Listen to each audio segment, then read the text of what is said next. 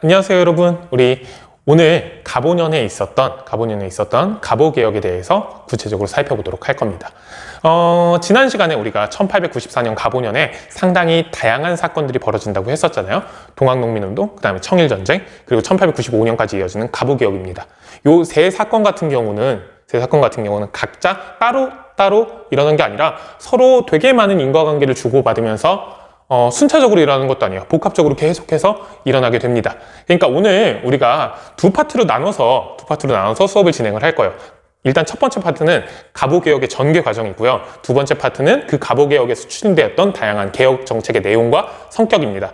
자, 이걸 우리가 나누어서 살펴보는 이유는 이 전개 과정의 특징을 기억해야지만, 잘 알고 있어야지만 개혁 정책의 내용의 의미를 잘 분석할 수 있기 때문인 거거든요. 그러니까 우선 갑오개혁의 전개 과정을 살펴보고 그 다음에 그 갑오개혁의 내용의 의미를 살펴본다는 거 기억해 두시고요. 오늘은 반드시 교과서, 학습지 둘 다 챙겨 놓으셔야 됩니다. 자, 그럼 1894년 갑오년으로 다시 한번 떠나보도록 합시다. 자, 이제 본격적으로 갑오개혁의 실시, 그리고 갑오개혁 때 실시되었던 다양한 정책에 대해서 살펴볼 텐데요.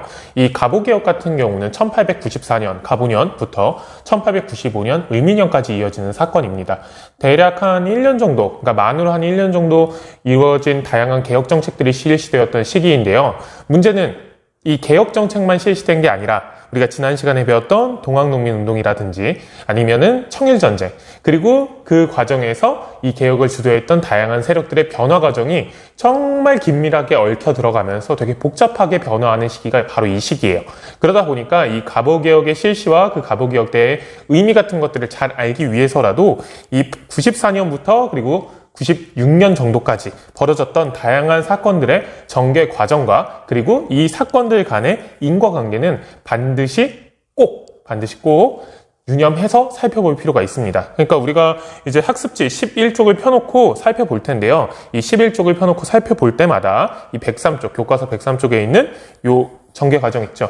요 전개 과정도 같이 한번 살펴보시는 게 좋을 겁니다. 그럼 우선 우리 학습지 11쪽을 통해서 갑오개혁의 전개 과정에 대해서 살펴볼 텐데요. 이 갑오개혁의 전개 과정을 살펴보기 위해서 중요한 건 이거예요. 총 3차례로 구분된다라는 거.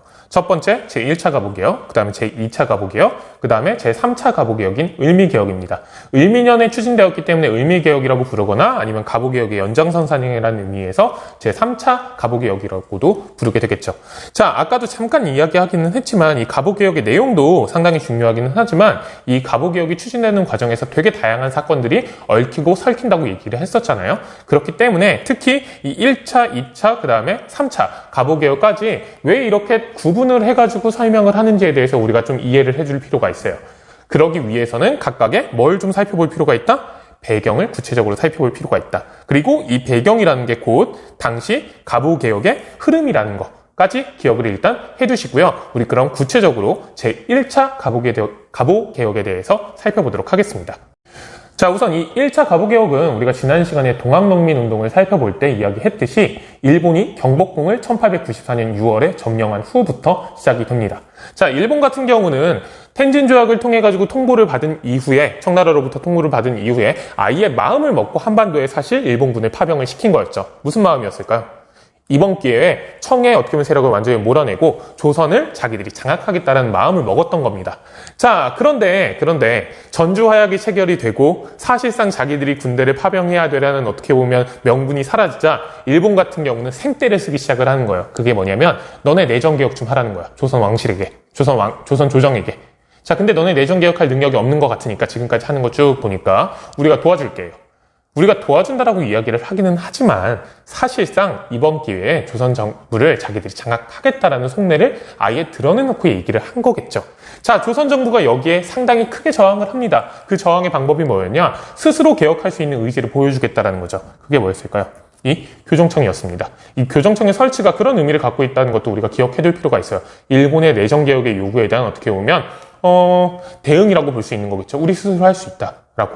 자, 이렇게 교정청을 설치하고 조선이 스스로 자주적인 개혁을 추진해 나가려고 하자 일본은 더욱더 어떻게 보면 궁지에 몰리는 거잖아요. 할 수 있는 게 없으니까 이제 무력을 동원해서 조선 정부를 압박을 하는 겁니다. 그게 바로 뭐의 점령? 경복궁의 점령인 거죠. 1894년 6월에 있었던 일인데요. 이걸 통해서 김홍집 내각이라는 새로운 정부가 수립이 됩니다. 자, 그런데 하나 알아둘 거. 이때 얼굴 마담은 김홍집이 아니라 누구였다? 흥선대원군이었습니다.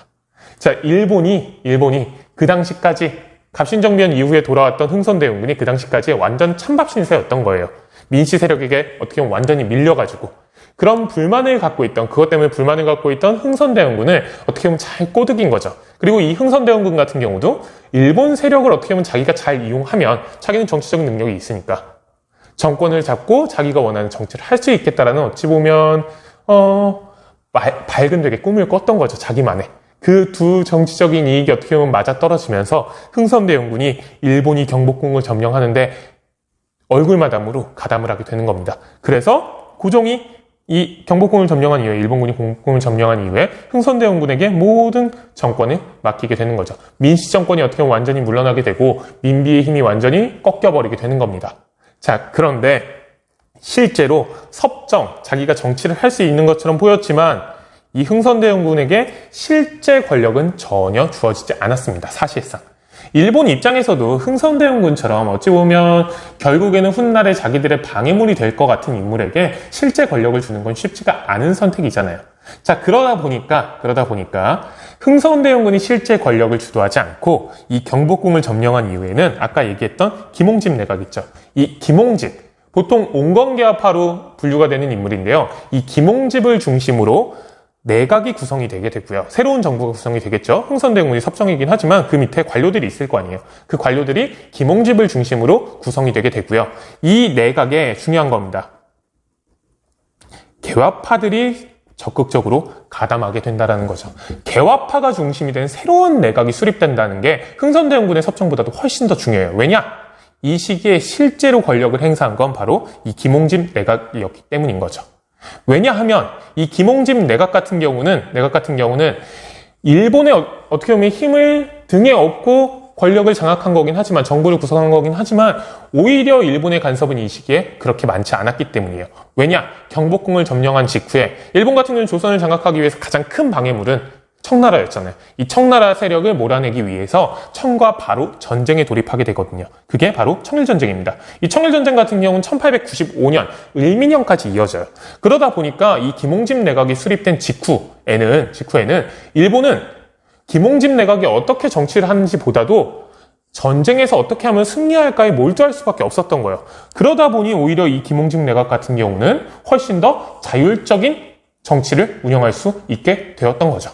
그리고 이 김홍집 내각이 정치를 추진할 때 그 정치 운영을 위해서 새롭게 기구를 설치합니다. 그 기구가 뭐냐? 여기 나오는 군국기무처예요. 이 군국기무처도 결국에는 상당히 다양한 개화파들이 참여를 했기 때문에 그 이전까지 갑신정변 이후로 사실상 멈춰버렸던 개화 정책을 추진하기 위한 개혁기구였던 거예요. 근데 어디는 폐지한다? 기존에 있던 교정청은 폐지를 하겠죠. 왜냐하면 이 교정청 같은 경우는 그 이전의 정권, 즉 김홍집 내각 이전의 정권이 만들었던 개혁기구이기 때문에 그 구성원이 사실상 어찌 보면 이전 정권 사람들이 많았을 거 아니에요. 그러니까 이 교정청을 폐지하고 군국기문처라는 걸 새롭게 설치해서 개혁을 추진해 나가게 됩니다. 자, 근데 이 개혁의 추진은 상당히 중요한 겁니다.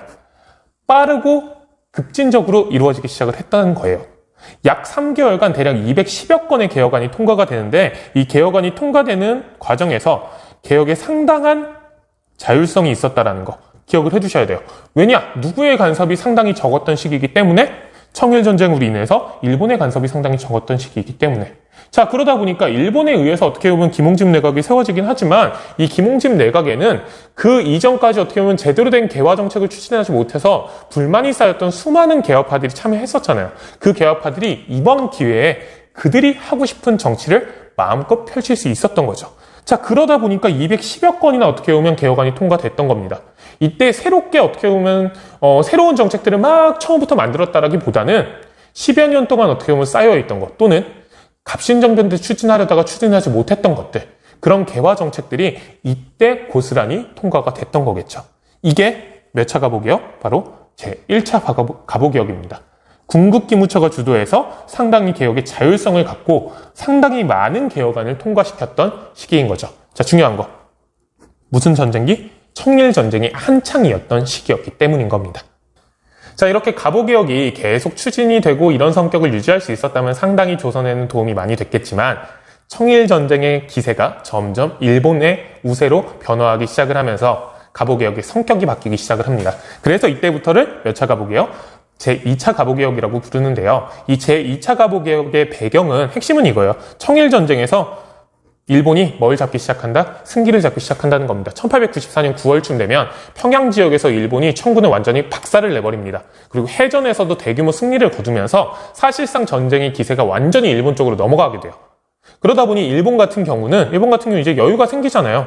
그래서 일본이 본격적으로 조선 내정에 간섭하기 시작을 하는 거예요. 자, 그러다 보니 제일 어떻게 보면 이 간섭하는 과정에서 껄끄러운 사람이 하나 있죠. 얼굴마담으로 세워놓기는 했지만 워낙에 정치적인 권위가 높았던 인물, 누구냐? 흥선대원군입니다. 이 흥선대원군을 아예 이 시기가 되면 일본이 정치적으로 압박을 해서 몰아내고 자기들의 입장을 대변해줄 만한 인물을 일본에서 데리고 와요. 그게 누구? 박영효라는 인물이죠. 이 박영효 같은 경우는 우리 갑신정변 할 때 배웠던 인물입니다. 급진개혁파의 대표적인 인물이었고 갑신정변이 실패로 돌아간 이후에 10여 년간 일본에서 망명 생활을 했던 인물입니다. 즉, 이 기간 동안 일본 정치인들과도 상당히 교분을 쌓으면서 어찌 보면 일본 입장에서는 자신들의 입장을 가장 잘 대변해줄 인물이라고 생각했던 거예요. 이 박영효가 10여 년간 어떻게 보면 역적으로 몰려있다가 이때 일본의 중재로 이 역적의 어떻게 혐의를 벗어버리고 10년 만에 조선으로 귀국해서 고위 관직을 차지하게 되는 겁니다. 자, 그때부터 김홍집, 기존의 내각을 이끌었던 김홍집 있죠. 이 김홍집과 박영효가 연립내각을 수립하게 되는데요. 이 연립내각을 수립하고 이 연립내각이 중심이 돼서 개혁을 추진한 때를 우리가 제2차 가보개혁이라고 부릅니다. 자, 일본이 그렇게 되니 이렇게 일본이 자기들 어떻게 보면 간섭을 확실히 하기 위해서라도 그 이전에 너무 어떻게 보면 자기들이 생각한 것보다 훨씬 자율적으로 잘 개혁을 추진하갔던 기구 있죠. 그 기구도 폐지해버리는 거죠. 그게 뭐다? 궁극기무처예요. 이 궁극기무처가 이 당시에 폐지된다라는 것도 상당히 중요한 포인트가 되니까요. 이것도 잘 기억을 해두셨으면 좋겠습니다.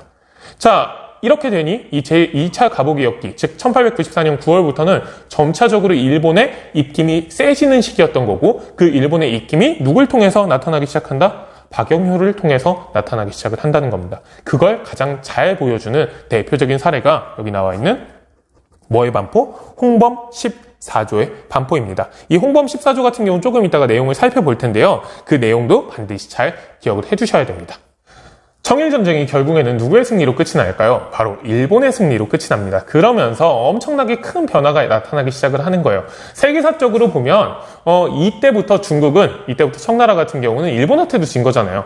그 이전까지 아시아 지역에 어떻게 보면 가장 큰 강대국이라고 생각했던 중국이, 청나라가 조그만 섬나라인 일본에게 패배를 한 거예요. 청나라가 이때부터 서양 열강에게 완전 갈기갈기 찢어지기 시작을 하는 겁니다. 그리고 일본도 새로운 열강으로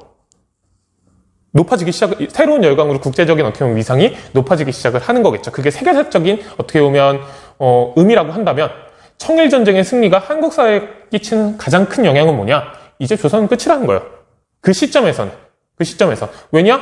그 당시까지 조선을 두고 치열하게 다투던 청이 완전히 패배한 것이 드러나 버렸기 때문인 거죠. 일본 같은 경우는 이제 우리가 조선을 잡아먹기만 하면 되겠구나라고 생각을 했을 거예요. 그 결정적인 기점이 뭐냐? 바로 시모노세키 조약입니다. 이 시모노세키 조약 같은 경우는 청일전쟁이 끝나고 청과 일본이 이 전쟁의 결과를 정리한 조약입니다. 1895년 3월부터 회의가 시작이 돼서 시모노세키에서 1895년 4월에 이 조약이 체결이 되는데요. 이 조약을 통해서 일본 같은 경우는 여기 적혀 있지는 않은데 청으로부터 조선에서의 어떻게 보면 우위를 완전히 인정받게 돼요. 자, 그리고 실질적인 이득도 상당히 많이 가져가게 되는데요. 타이완, 우리가 보통 대만이라고 부르죠. 이 대만섬, 타이완 섬을 일본이 할양을 받게 되고요. 랴오동반도라고 하는 만주 지역을 진출하기 위해서 상당히 중요한 지역을 일본이 차지하게 됩니다. 이 랴오동반도 같은 경우는 여기 용어 확인에 나와 있는데요. 황해, 즉 서해 북쪽에 위치한 반도로서 주변의 해상권을 장악하고 만주 지역 침략의 발판을 마련할 수 있는 전략적 요충지였죠. 대표적인 도시로는 무역항인 나렌과 해군기지인 뭐가 있었다? 위순이라는 곳이 있었습니다. 우리가 보통은 요동이라고 부르는 지역인데요. 이 요동을 중국식으로 읽으면 랴오동이 됩니다. 이 랴오동 같은 경우는 지금 지도에도 위치를 띄워놨으니까 그 지도에서 위치 확인을 한번 해보시면 되겠습니다. 이 지역을 딱 일본이 차지를 하게 된 거죠. 대만뿐만이 아니라 조선을 장악하고 이 랴오동 반도를 차지한 거예요. 사실상 이 랴오동 반도는 이제 일본이 중국을 침략하는 전초기지가 될 수 있는 거겠죠. 자, 이렇게 되니 사실상 이 시모노세키 조약 이후에 일본은 완전 신이 났습니다. 사실상 이제 조선은 자기 거가 된 거고 중국으로 침략해 나갈 수 있는, 대략으로 침략해 나갈 수 있는 전초기지까지 마련을 한 거잖아요. 완전 파티를 하고 난리가 났는데 갑자기 급보가 날라옵니다. 그 급보는 뭐냐? 바로 여기 나와 있는 삼국 간섭이죠. 러시아를 비롯해서 프랑스와 독일이 이 시모노세키 조약에 있는 랴오동 반도 하량 조항에 딴지를 걸기 시작을 하는 거예요. 랴오동 반도를 뭐 해라? 반환해라. 자, 그것과 관련해서 가지고 우리가 사료가 있는데요. 이 삼국 간섭 같은 경우는 이 사료가 있죠. 이건 지금 당시 일본의 외교관이 그 당시에 있었던 다양한 기록들을 남겨놓은 책에서 뽑아온 건데요. 핵심은 이거예요. 러시아가 이렇게 요구를 하는 겁니다. 러시아 정부는 일본 정부와 성실한 우위를 다지기 위하여 랴오동 반도의 영유를 확실히 포기할 것을 권고한다. 너네 이거 다른 말로 쉽게 풀면 이거예요. 랴오동 반도 청나라에 반환 안 하면 연이어서 누구랑 전쟁하자? 우리랑 전쟁하자라는 겁니다. 사실상의 선전포고나 마찬가지인 통보를 받아버린 겁니다. 외교적으로. 자, 이렇게 되니 일본 정부 내에서는 다양한 논의가 있었습니다. 그 다양한 논의가 뭐였냐면 이거예요. 전쟁을 할까 진짜? 러시아랑? 아니면 돌려줄까? 이 논의가 막 치열하게 벌어지는데 결국에는 돌려주는 쪽으로 결정이 납니다. 왜냐하면 이 청일전쟁 기간 동안 일본이 너무나도 큰 전비를 썼기 때문에 연이어서 러시아라는 강국과 전쟁을 벌인다는 건 어불성설이었기 때문인 거죠. 자, 그 삼국 간섭을 통해서 랴오동 반도가 반환되는 겁니다. 어디로? 청으로. 청나라 입장에선 다행이었겠지만 이거 사실 누가 다시 뺐을까요? 나중에 러시아가 뺐습니다. 청으로부터. 청에게 이 랴오동 반도를 반환한 이후에 청에게 또 러시아가 요구를 해가지고 사실상 이 랴오동 반도 지역을 러시아가 차지를 해버려요. 이렇게 되니까 일본 입장에선 이제 누가 제1의 공적이 되는 걸까요? 청은 박살냈고 러시아가 제1의 공적이 되고 만주와 조선을 두고 누가 다툼이 이제 치열하게 벌어질까요? 일본과 러시아가 다툼이 치열하게 벌어지게 되는 거겠죠. 자, 이렇게 되니 조선 정부 같은 경우는 제1차 가보개혁, 그 다음에 제2차 가보개혁을 이렇게 쭉 지나면서 조선 정부 내에서는 상당히 일본의 어떻게 보면 억압과 강압이 심해졌어요. 특히 조선 왕실, 이 김홍집이나 박용효 연립내각이라든지 아니면 그러니까 개화파들 말고 조선 왕실, 고종과 민비 세력 같은 경우는 완전히 이 시기에 뒷구석으로 밀려나가지고 정권을 잃어버렸던 거잖아요. 그 세력들 같은 경우는 이 삼국 간섭이 기회라고 여겨졌던 거예요. 기회라고 여겨집니다. 왜냐? 러시아를 통해서 누굴 견제할 수 있겠다? 일본을 견제할 수 있겠구나 라고 생각하는 거죠. 자, 그래서 이 삼국 간섭 이후입니다. 조선 왕실이 러시아에 접근을 하게 됩니다. 이때 조선 왕실이라는 건 우리가 살펴봤던 뭐 김홍집, 박용효 연립내각을 얘기하는 게 아니라 뒷구석으로 밀려나버린 고종과 특히 민비를 중심으로 한 민씨 세력을 이야기를 하는 겁니다. 이들이 러시아에 접근을 하면서 기존의 김홍집, 박용효 연립내각이 완전히 무너져 버리게 돼요. 박용효 같은 경우는 역적 음모를 꾸몄다고 다시 또 뭐 이게 사실이라는 얘기도 있고 모함이라는 얘기도 있는데 어쨌든 그런 혐의로 결국엔 다시 쫓겨나서 일본으로 도망가게 되고요. 기존에 있던 김홍집 내각도 무너지게 됩니다. 그리고 친러 정권이 세워지게 되는 거죠. 자, 이럼으로써 러시아를 등에 업고 조선 왕실이 다시 힘을 얻게 되는 것처럼 보이는 거예요. 누가 닥쳤던 개신세가 되는 걸까요?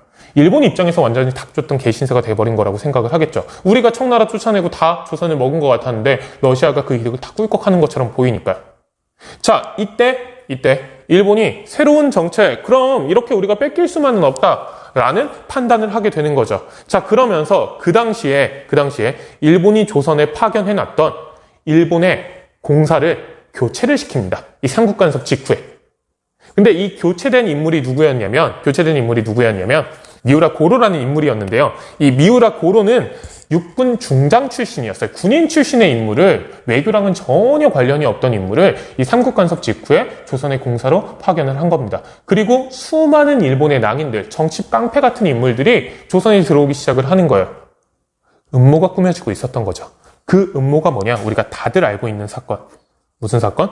을미사변을 일으킨 겁니다. 을미사변은 우리 쓸 필요도 없죠. 누가 죽인 걸까요? 고종의 왕비. 이 당시에는 민비, 중전 민씨라고 우리가 보통 불렀을 거고, 훗날 명성황후로 추존되는 인물이 일본 낭인에 의해서 습격을 받아서 경복궁 안에서 죽음을 맞이하게 되는 겁니다. 근데 또 참 역사의 아이러니인 건 이 당시에 경복궁을 다시 일본군이 침략을 한 거잖아요. 이때 또 선두에 섰던 게 바로 흥선대원군이라는 겁니다. 흥선대원군과 우리 민씨, 중전 민씨의 사이를 우리가 생각을 해보면 참 아이러니할 수밖에 없겠죠. 어떻게 보면 정치적인 거물이 계속해서 충돌하는 과정에 결국에는 명성황후가 시해하는 현장에 흥선대원군이 앞장을 서게 된 겁니다. 물론 흥선대원군이 이걸 주도했던 건 아니에요. 이것과 관련해가지고는 선생님이 관련된 영상을 링크로 걸어놨으니까 한번 살펴보시면 되는데요. 이런 정치적인 비극이 그 당시에 일어났다는 것만 우리가 좀 기억을 해두실 필요가 있습니다.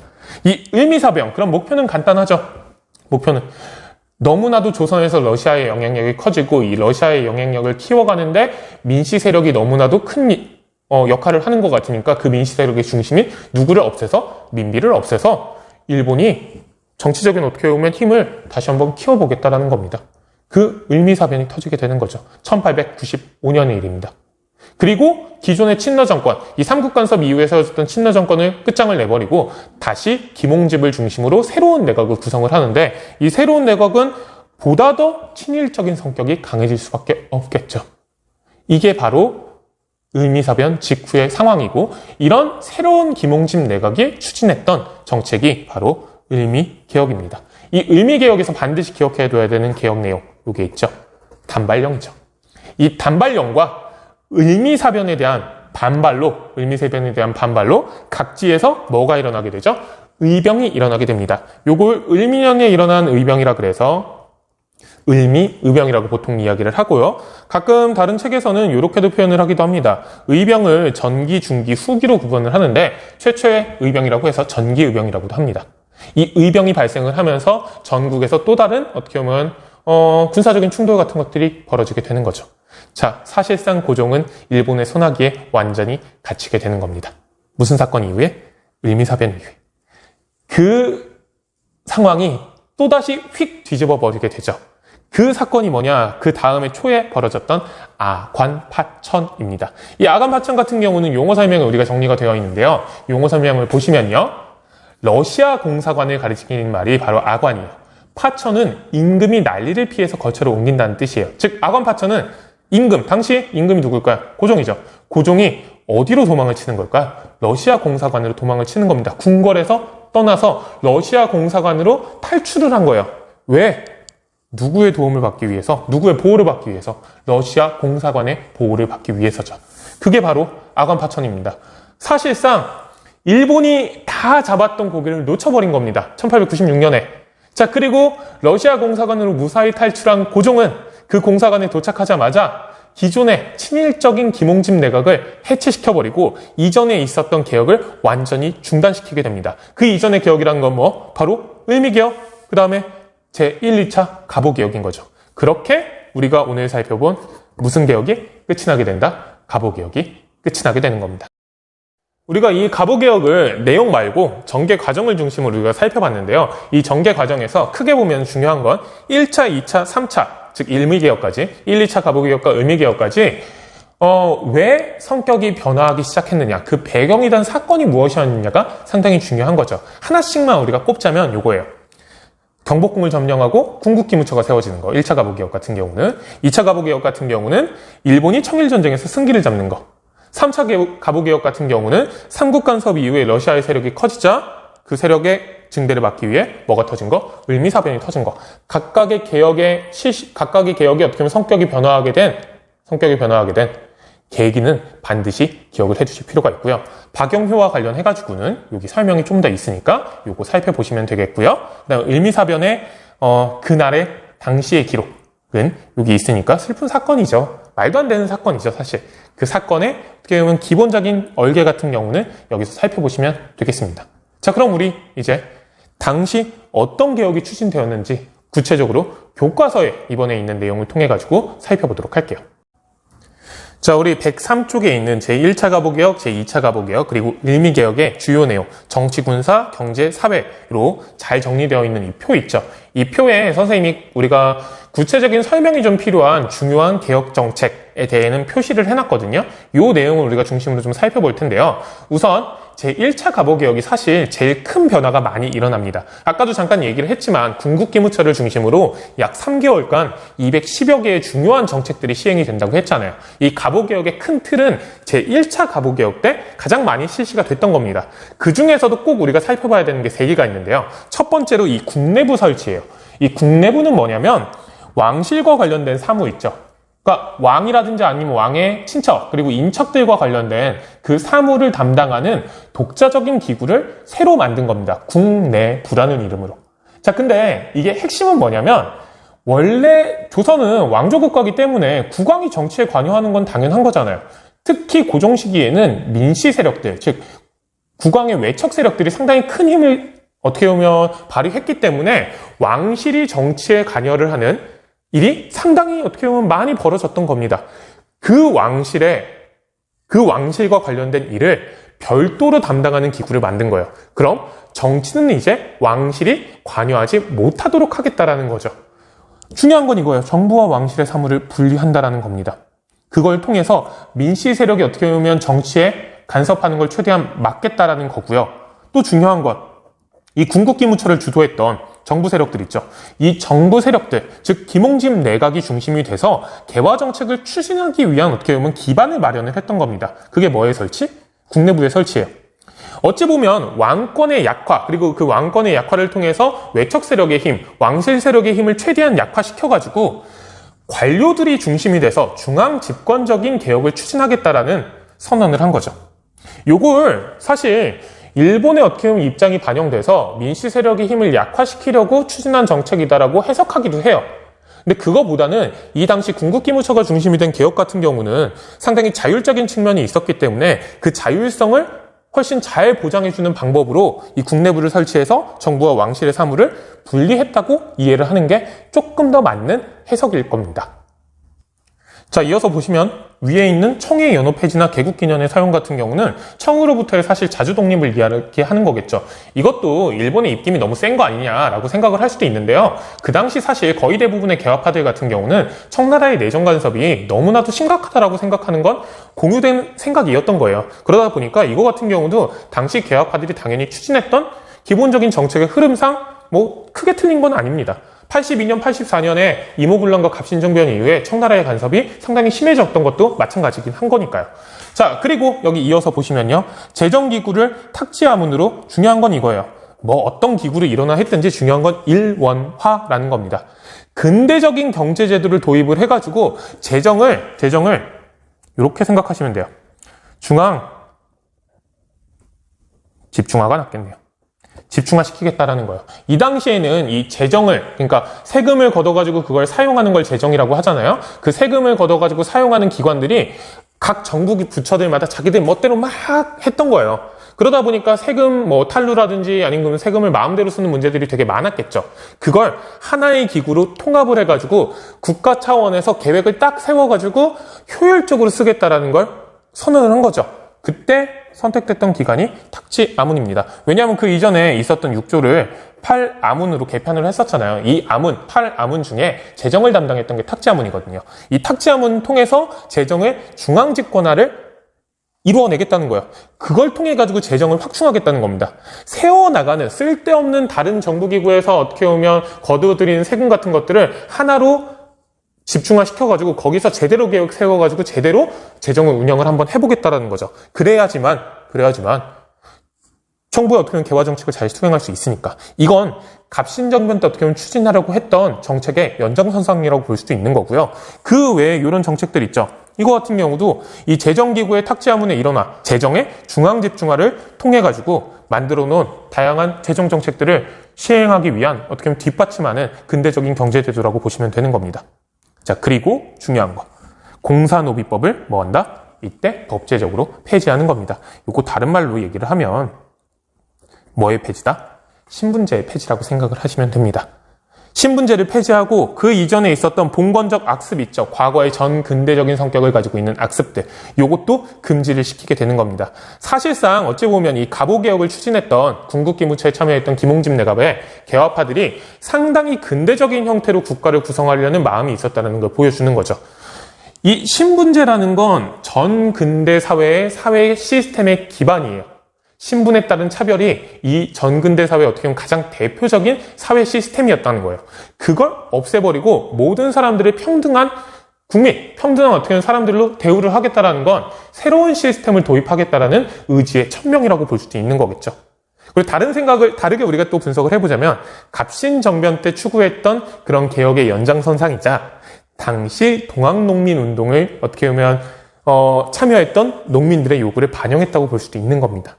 이 김홍직 내각의 제1차 갑오개혁이 상당히 어떻게 보면 상당히 포괄적인 개혁을 추진했다라는 거. 포괄적인 개혁을 추진했다라는 거. 반드시 기억을 좀 해두실 필요가 있습니다. 자, 2차 갑오개혁 때 같은 경우는 아까도 얘기를 했지만 일본의 간섭이 상당히 심해집니다. 왜냐하면 일본이 사실상 이 청일전쟁에서 상당히 기세를 잡기 때문이죠. 자, 그래서 뭐 다양한 정책들을 누가 참여한 채, 박영유가 참여한 채 뭐 시행을 쭉 하는데요. 요거는 구분만 잘 해두시면 돼요. 1차 때랑은 다른 내용들이라는 거. 자, 중요한 건 이겁니다. 홍범 14조. 홍범 14조가 이 제2차 갑오개혁기에 발표가 되는데요. 이 홍범 14조의 내용 같은 경우는 여기도 나와 있지만 2차 갑오개혁 당시에 발표되긴 했지만 1차 때의 내용도 상당히 많이 반영이 돼요. 왜냐하면 이 홍범 14조라는 거 성격 자체가 뭐냐면 고종이 역대 왕들의 위패를 모셔놓은 종묘에서 우리 앞으로 이제 조선은 이런 식으로 정치할 겁니다 라고 선언을 하는 선언문의 형식이었기 때문에 2차 갑오개혁 때 어떻게 보면 발표가 된 내용이긴 하지만 전체적인 틀 같은 게 상당히 많이 반영될 수밖에 없었던 거거든요. 하지만 제일 중요한 거 이겁니다. 1조가 이 내용이라는 거죠. 천국에 의탁하는 생각을 끊어버리고 확실히 자주 독립하는 기초를 확고히 세울 것이 제1조에 들어가는데요. 제1조의 이 내용이 들어가는 데에는 일본의 입김이 상당히 심했습니다. 물론 이 김홍집 내각이 제1차 갑오개혁 때 청우의 언어도 폐지하고 개국기념을 사용을 하면서 청우로부터 벗어나려는 자주독립의 의지를 상당히 많이 보여줬다라고 설명을 했었잖아요. 근데 이 홍범 14조 같은 경우는 이 내용 있죠. 이 내용이 사실 14개의 내용이 당시 일본의 공사였던 이노우에 가오루라는 사람이 외교관이 요구했던 내용을 다듬어 놓은 거에 불과한 측면이 좀 있거든요. 그러다 보니까 이거는 일본의 입김이 상당히 많이 반영됐다는 걸 보여주는 거죠. 일본이 이제 청일전쟁에서 사실상 승기를 잡은 상황에서 조선에게 요구를 하는 겁니다. 너네 이제 청에 기댈 생각하지 마. 라는 걸 가장 잘 보여주는 거예요. 뭐가? 홍범 14조가. 물론 이런 내용들이 다양한 이제 정책의 방향들이 나타난다는 거 상당히 중요하긴 하지만 이 홍범 14조 같은 경우는 이런 내용이 있었다는 거 반드시 좀 기억을 해주실 필요가 있겠고요. 자, 다시 조금 올라와서 여기 위에 표랑 같이 보는 게 좋겠죠? 을미사변 이후에 추진된 을미개혁 같은 경우는요, 요거는 조금 성격을 요 정도로 기억을 해주시면 돼요. 기존의 정책들이 엄청나게 많은 사회의 기본 틀이 확 뒤집혀 버렸잖아요. 그런 것들에 대한 세부 사항들. 그러니까 이제 큰 틀이 뒤집어지긴 했지만 그 큰 틀이 뒤집어진 채로 이제 현실에 적용을 시켜야 되는데 그런 세부 사항들이 이 을미개혁 때 상당히 많이 추진되었다는 겁니다. 그러다 보니까 생활 양상과 관련된 변화들이 상당히 많이 벌어지는데요. 그 생활 양상과 관련된 변화 두 가지는 기억해 두셔야 됩니다. 이때부터 우리가 양력을 본격적으로 사용하게 됩니다. 그래서 이 이후에 나타난 사건의 그러니까 월이라든지 일, 날짜는 양력을 보통 기준으로 하는 거예요. 그 이전에 음력을 기준으로 했다면. 자, 그리고 중요한 거 뭐가 실시가 된다? 단발령이 실시가 되죠. 머리 자르는 겁니다. 머리카락을 잘라라. 상투를 잘라버리라는 거죠. 이 상투를 잘랐던 단발령이 그 당시 사람들에게 을미사변만큼 큰 충격으로 다가옵니다. 왜냐? 유교적인 기본 전통에 위배된다고 생각했기 때문입니다. 국모가 시해당했고 그 다음에 부모가 물려주신 신체 발부를 마음대로 훼손한다고 생각했기 때문이죠. 자, 종이 또 쳤네요. 우리가 학교 아마 아직 등교를 하지 않았기 때문에 이 종 처음 들을 텐데요. 들어봅시다. 2004년도 아세월지 금메달리스트 정경입니다. 수업 시간 2분전입니다. 후배님들께서 차분히 자리에 앉아 수업 준비를 해주시기 바랍니다. 자, 다들 차분히 앉아서 우리 수업들을 준비를 했고 듣고 있었겠죠? 이게 우리 학교 2분 전 예비종인데요. 학교 오면 아마 자주 듣게 될 겁니다. 어찌되었든 다시 마무리를 해보면 요 태양력의 사용이 아니죠. 단발령의 실시와 을밀사변이 당시 사람들에게 엄청난 충격을 줬고 그 충격이라는 게 그냥 단순하게 이런 일이가 아니라 그 당시 사람들이 갖고 있던 기본적인 사고의 틀을 완전히 뒤흔드는 일본이 조선이라는 나라를 정말 금수의 나라, 짐승의 나라로 만들려고 하는구나 라는 위기의식을 갖게 하는 사건이었다라는 거 꼭 기억을 해주실 필요가 있고요. 그 결과 뭐가 일어나게 된다? 을미의병이 일어나게 된다. 이 을미의병을 진압하는 과정에서 일본군들이 조선 한양에 주둔하고 있던 군대들을 많이 지방으로 파병을 하게 되는데요. 그 어떻게 보면 군사적인 공백을 틈타서 뭐가 일어난다? 아관파천이 일어났던 겁니다. 그래서 이 아관파천을 일으켰던 고종이 이 을미의병을 뒤에서 좀 이렇게 조정을 했다라는 분석이 있기도 해요. 그거는 확실한 건 아니기는 한데, 고종이 그런 기회를 좀 틈탔다라는 건 우리가 생각을, 그 정도는 짐작을 해볼 수도 있겠죠. 자, 이게 바로 갑오개혁의 전개 과정입니다. 이렇게 우리가 갑오개혁의 전개 과정과 갑오개혁의 주요 정책, 그러니까 시행되었던 개혁 정책에 대해서 우리가 좀 살펴봤는데요. 이 갑오개혁 같은 경우는 중요한 건 전개 과정에서 상당히 많은 부침이 있었다라는 거, 그리고 그 부침에 대해서 우리가 잘 구분할 수 있어야 된다라는 거예요. 그리고 추진되었던 개혁 정책들이 가지고 있는 기본적인 특징도 좀 기억을 해두실 필요가 있다는 겁니다. 왜냐하면 이 개혁 정책들이 아관파천으로 결국엔 끝맺음을 한 것처럼 보이기는 하지만 아관파천 이후에도 그 정도 결국엔 이런 새로운 사회의 변화에 대해서는 아예 부정할 수는 없었던 거예요. 그러다 보니까 이 갑오개혁 이후의 시대에는 갑오개혁 때 추진되었던 다양한 정책들이 사실상 계승되는 모습들이 되게 많이 보이거든요. 그러다 보니까 갑오개혁이 있고 그 다음에 아관파천 이후에 조선이라는 나라는 전체적으로 큰 변화를 맞이하기 시작을 하는 겁니다. 그래서 이 이후에 전개되는 다양한 사건들에서는 지금까지는 우리가 사실 전 근대적인 인물들을 중심으로 되게 살펴봤어요. 조선의 양반들, 관료들을 살펴보거나 아니면 농민들을 중심으로 살펴봤었죠. 근데 이제는 아관파천 이후에는 다양하게 새롭게 등장하는 새로운 주체들이 나타나는 모습들이 보여지는데요. 그런 새로운 주체들이 새롭게 활동할 수 있었던 어떻게 보면 정책적인 배경이 바로 이 갑오개혁이었던 거거든요. 그래서 이 갑오개혁 같은 경우는 조선이라는 나라를 새롭게 변화시키는데 상당히 큰 역할을 했구나라는 거 반드시 기억해 두셔야 됩니다. 물론 한계는 되게 명확하죠. 누구의 간섭이 상당히 심했다? 일본의 간섭이 상당히 심했다라는 겁니다. 그리고 새로운 그 과정에서 새로운 외세가 또 나타났다는 거. 어디? 러시아죠. 그렇기 때문에 국제적으로 놓고 보면 이 이유는 일본과 러시아 간에 조선과 만주 지역의 패권을 둘러싼 갈등이 치열하게 벌어진다는 것도 기억해 두시면 앞으로의 공부에 상당히 큰 도움이 될 겁니다. 자, 요거 반드시 기억을 해주시고요. 요 역사탐구하기 문제 있죠. 요 역사탐구하기 문제 같은 경우는 과제로 제출을 해두었으니 요 내용도 한번 풀어보도록 합시다. 자, 그럼 오늘 갑오개혁의 내용 잘 기억해 두도록 하시고요. 오늘 수업은 여기까지입니다.